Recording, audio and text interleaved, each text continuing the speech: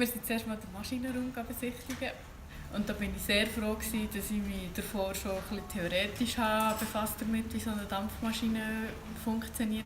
Sonst war ich hoffnungslos verloren in diesem Maschinenraum. Du siehst nie die ganze Maschine als Ganzes. Durch das ist es schwierig, überhaupt die Übersicht zu haben. Und wir haben dann so im Einzelnen den ganzen Ablauf mal angeschaut. Ich habe mir da erste Skizzen dazu gemacht, wirklich einfach ganz grob, dass ich sehe, was kommt nacheinander und mit dem Handy noch schnell gefotografiert, dass ich sehe, wie sehen die Sachen aus. Der erste Gedanke, nachdem dass wir dort waren, war eigentlich, Jesus Gott, ist das kompliziert, das schaffe ich doch nie. Ich habe aber aus der Erfahrung aus anderen Projekten eigentlich gewusst, irgendwie kommt es dann schon gut, du musst einfach mal anfangen damit.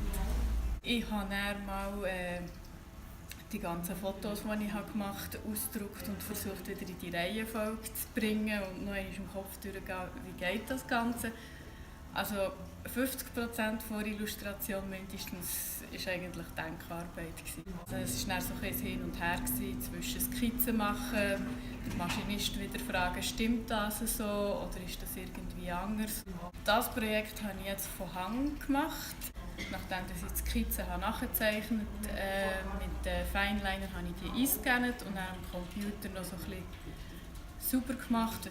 Und durch das, dass ich dann Flächen eingezogen und zum Beispiel die Schuhfuhrräder rot gemacht, gibt es dem Betrachter so ein bisschen mehr Struktur und du siehst schneller, was gehört zusammen und kannst die einfacher zurechtfinden in dieser Zeichnung. Blümlisalp finde ich extrem schön und ich werde sicher auch wieder einmal gehen und ein bisschen besser wissen, was da genau läuft dabei. Ja.